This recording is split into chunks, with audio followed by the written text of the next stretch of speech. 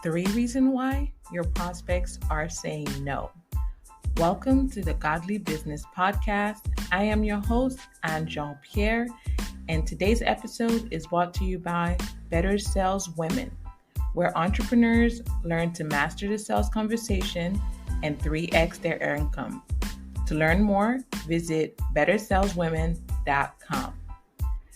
Today, I wanted to talk to you guys about the reasons why your prospects are saying no, or at least 3 reasons why your prospects could be saying no to you. So we're going to just jump right into it. The first reason is that they have to. What do I mean by they have to say no? We all hate being sold to. Even though, yes, we may like to buy, the idea of being sold to is not something that most of us like, right? That's why most of the time I run this exercise all the time with prospects and clients is, what do you think of when you think of the word salesman? And 98% of the time is something negative when it comes to the idea of a salesman.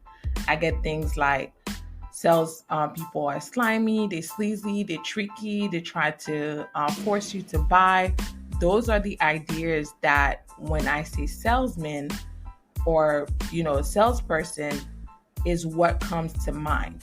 So naturally, because people have a negative connotation of what it is to be a salesperson, they also have a negative connotation of what it is to be sold to, right? So no one likes to be sold to. So because of that, the first thing that someone is going to say is no. And to be honest with you, you want them to say no. I know this is kind of counterintuitive, but stick with me here. The reason why you want them to say no is to get it out the system, right? And follow me here. Have you ever gone to a store and you're looking for something and the salesperson or, customer service person approaches you and asks you like, hey, do you need anything?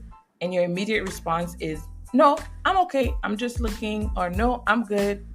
Just 5 seconds later for you to come back around and say, hey, actually, I was looking for XYZ, right? So the automatic response, the first response is no. Kind of like, hey, leave me alone. I don't want to be sold to. I'm just trying to figure something out, right? So same concept, even with people who like schedule a call with you, right? It's okay for their first reaction to be no. And honestly, that's when the sales begin, right? For them to say no and to have the right to say no and feel comfortable to say no. Once you get that out of there, right? Once they tell you no, then you can start maneuvering, negotiating, and going into your sales flow. So it is best to get that no out of the way. And that's one of the first reasons why people say no. They just say no because they feel like they have to. And a lot of time, like I said, it's unconscious. They just have to say no to feel empowered, to feel in control, that they are not being sold to, that you're not going to, overpower them, that they have some control over their yes and they have some control over their no. So therefore, it is best for you to get them to say no. So that's one of the first reasons why people say no. They just have to. You just want to get it out the system. Now, the second reason, which I feel like most people say no, is because of what you are telling them. Now, I've discussed this in length, and if you look at any other sales video, this is something that every sales trainer is going to harp on because it's the truth. It's just what it is. You are selling features and not benefit. So if you have a client and everyone is familiar, I like to use the phones because it's easier to explain, because almost all of us have a cell phone, right? Our iPhones or Androids have multiple features, right? But most of us only scratch the surface when it comes to all the features that the iPhone has, or the Android, the Samsung, whatever phone you have, right? So there's only a couple features that we use on a daily basis with our phones. And those features, the reason why we use them so frequently and don't use the other ones or don't even know about the other ones, is because those features benefit us in one way or the other. So if I am selling you an iPhone, do I focus on the feature or on the benefit? Now, most people think that when they are selling you something, unfortunately what I run into is the people that are selling the feature think that they are selling you a benefit. And the reason why is because they try to present it as a blanket, what they think is the benefit. So for example, they would say something like, oh yeah, this camera is 3,000 megapixels. It takes great pictures. Cool. So does the Samsung. So why should I buy this phone for $2,000? That's not a benefit. Telling me that this has a great camera is not a benefit to me. So this is where people falter a lot of times on having the conversation, because in their mind, telling you that this takes great pictures, the benefit is that it takes great pictures. The features is that it has 3,000 pixels, whatever, as a camera. That's not a benefit. That's still a feature. Because it has 3,000 pixels, it takes great pictures. You know why? Because most people have no idea what pixels or whatever the jargon is and, tech talk.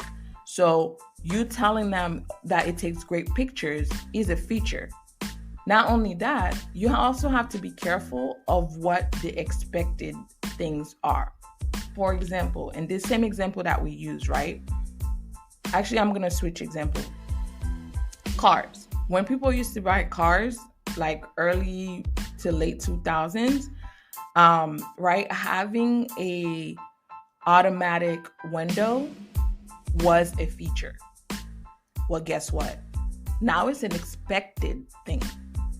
Every car, your basic model, is going to have an automatic window. So this is no longer a benefit. This is no longer something that is like a special thing, because now it's expected. Same thing with the iPhones, right? So yes, supposedly the cameras are getting better. The Samsungs, the cameras are getting better, but that's not that great of a thing, because now people expect these expensive phones. You're paying $2,000 up for it to have a great camera.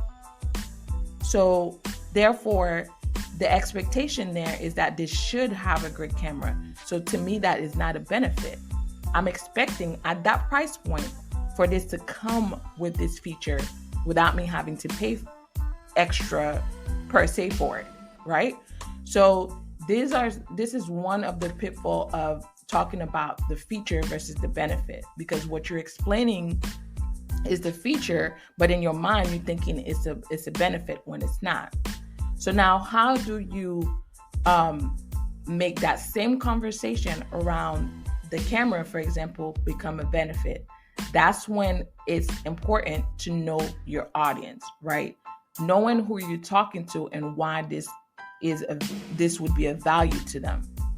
So in the same conversation of this has a great camera, maybe one of the features on the camera is the fact that you can this is a feature that maybe on the camera that people are not aware of. And the person you're talking to, let's say they are a Gen Zer who loves to travel, who have a travel blog, and wants to be able to not have multiple gadgets, right? They just want to have their phones, and for their phone to also take great pictures and camera and videos for their, blog or YouTube, right? So what do you focus? You will pull out the camera and you will show them on how to put their camera on studio mode in order for them to take the pictures and the videos, and show them how, whereas the regular camera does this feature will be perfect for what they're doing as a YouTuber, and putting it in these different modes, it can help them capture better light, capture this, and doing the videos, and how they can even edit it on their phone, what apps they could download to help benefit with this phone that can give them the maximum to where they do not have to buy another equipment, and that this phone will give them everything they need for their video. Now, that's more of a benefit to that particular person, right? Than say, just letting them know that it takes great pictures. It should take great pictures. I'm paying $2,000 for this phone. You get what I'm saying? So this is the difference between telling them the feature that this is, great camera, blah, blah, blah, blah, versus telling them the benefit that it would benefit them, that particular person that you're talking to. So this is another reason why I see customers will say no, because you're harping on features that has nothing to do with them. And if you see that in the example that I just gave you, I spoke specifically to that person's need, to that person's use of the phone, to that how this person is actually going to use the phone in their life, how this thing that I just highlighted of the thousands of features, why I highlighted this particular thing and how it makes sense for them. This is something else this is another pitfall that you may be falling into as to why your customers are saying no.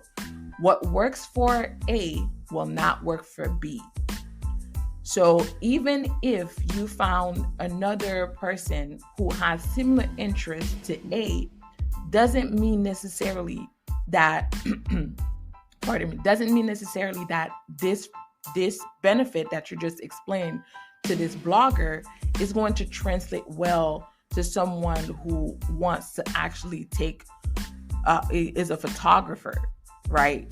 It's not going to be the same conversation, even if they have similar interests, right? So maybe for the photographer, it's talking about the cloud space and how they can integrate whatever pictures they take and editing on their iPad translate to their iPhone, and how this now phone with the 128 gigabyte, right, of space will be better for them in their line of business. Now, same interests, right? Photography, love to use the video, but I'm focusing on something else. For this person, the storage matters. The storage matters, the editing softwares, how they speak to each other with the iPhone and his Mac, how this will work for that specific person. Now, I'm not focusing on the camera as much. I'm focusing on something else which is important to that person, which is storage, right? So this is why I say the feature does not matter as much for the person as much as the benefit. It could be the same product, but you are focusing on what that person that's in front of you, what matters to them most. So this is one of the reasons why your customers may be saying no, because you are not speaking their language. You are not speaking to them. You are not speaking to their benefit. So that's one of the reasons why your customers are saying no. Now, the third reason why your customers may be saying no is simply this: they don't see the value. Now, value is personal, right? It's kind of like one of those things they said, beauty is in the eye of the beholder. The value that I find in one thing, this other person will not find. Kind of like the same conversation we talked about. The same thing for the benefits, right? This client that you just talked about, and you expressed the benefit of the 128 gigabyte because this is something, or whatever the highest storage is, because this is something that matters to them, is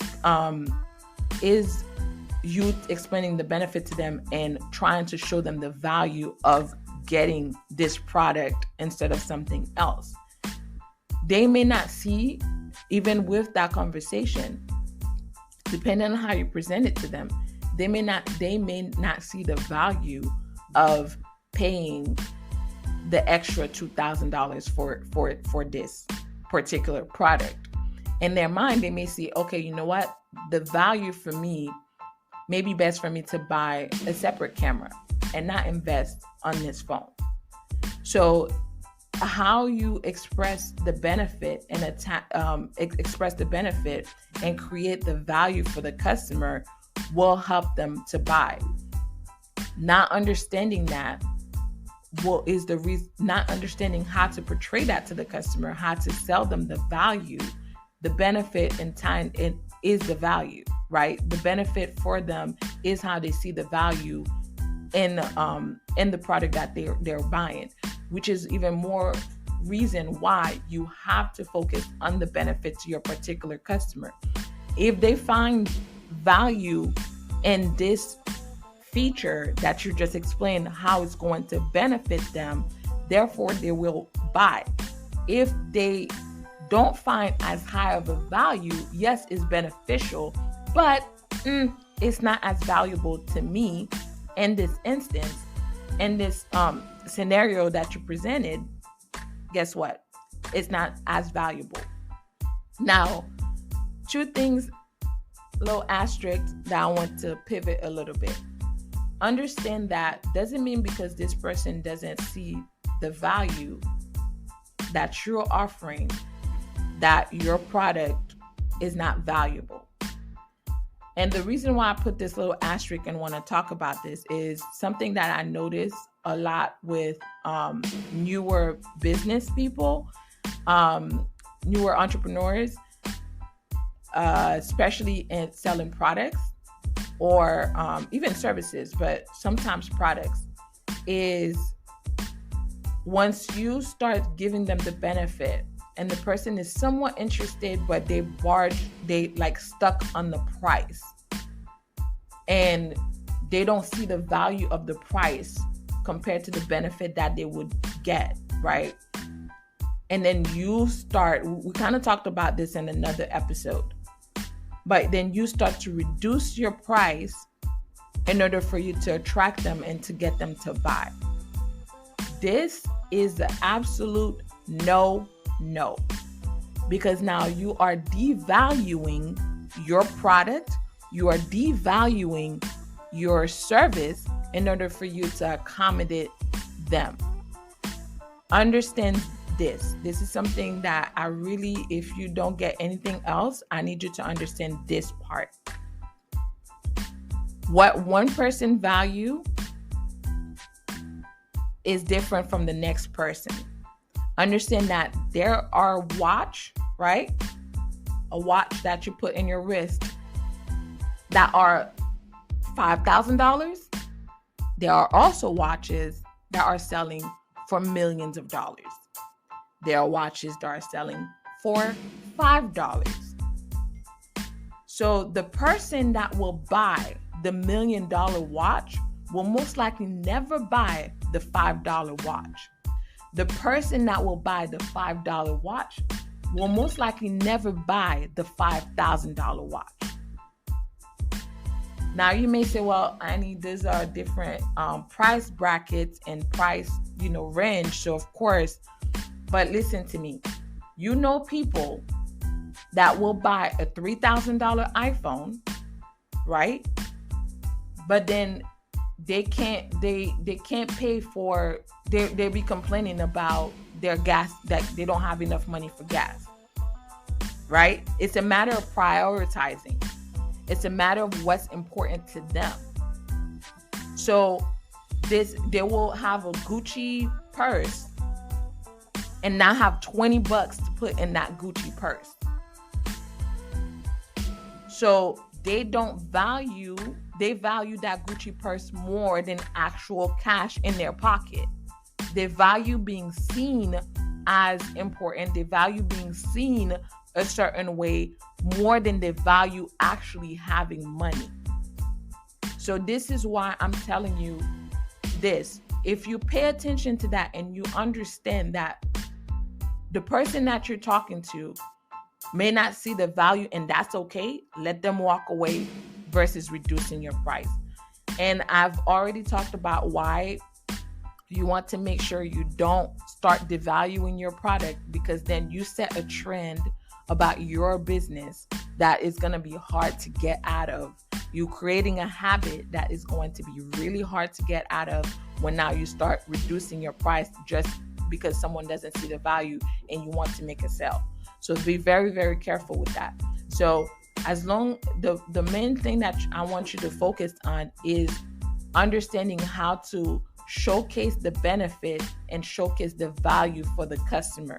And this is why you focus on the individual, not the feature. Know your features. Know what they can do. Understand the benefit for that, based on that feature for the customer. Understand your product, which is why, and the same example using the iPhone, you can, because you understand the product, because you know the product, you can pivot and highlight a different aspect of that product and talk to the benefit of that product to the customer to show them the value that it would bring them as an individual, and not think of it as blanket. And this is something I noticed myself, and when I was in sales and retail, and I would have a lot of realtors as my client. And when I tell you the same thing that I would tell this realtor, same product, I'm selling them. All realtors, right? I'm selling the same exact product. Mr. A would really love this feature and would really like it and see value in it. Mr. B couldn't care less. So I have to know my product in order for me to find a different feature that I can talk to the benefit for Mr. B so he can see the value of it. And this is how you create value. And this is what you have to think about in showcasing value to your prospect, not the feature. And do not just start devaluing your product just so you could make a buck, right? So now that same product that's $1,500 that's just sold to Mr. A, focusing on that feature or trying to sell that same feature benefit, like highlighting the benefit of that feature to Mr. B, didn't matter because Mr. B didn't see the value of it. So I had to speak to Mr. B regarding the value that he will get out of this benefit, this feature, but I have to highlight it a different way for him to see the value of it. Same product, but you know what I'm not going to do is reduce my product from $1,500 to $1,000 just so he can buy it. So I hope that helps. And I hope you got what I was trying to portray, talk to you about in this episode.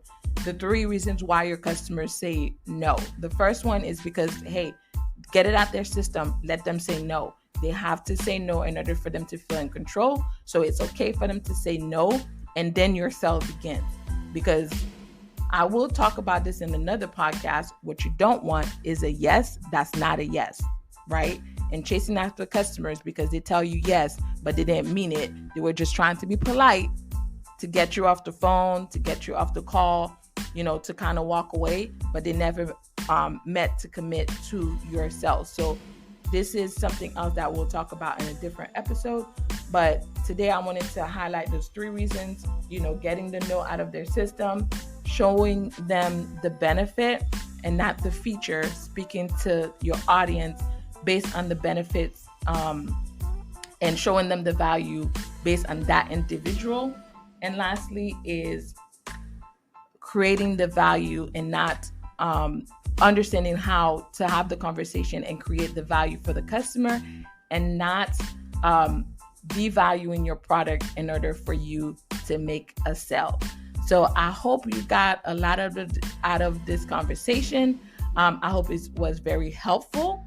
If you have something that you would like me to highlight, talk to you more about, to discuss more, that you would like for me to expand on, send me a voice note. You can always reach out to me and ask me questions. Thank you so much for taking the time to to listen to this podcast today. I hope that God will keep instructing you, keep teaching you and guiding you in the way that you should go. I pray that 2024 will continue to bless you as you grow in your business. Thank you so much, and we'll talk next week. God bless.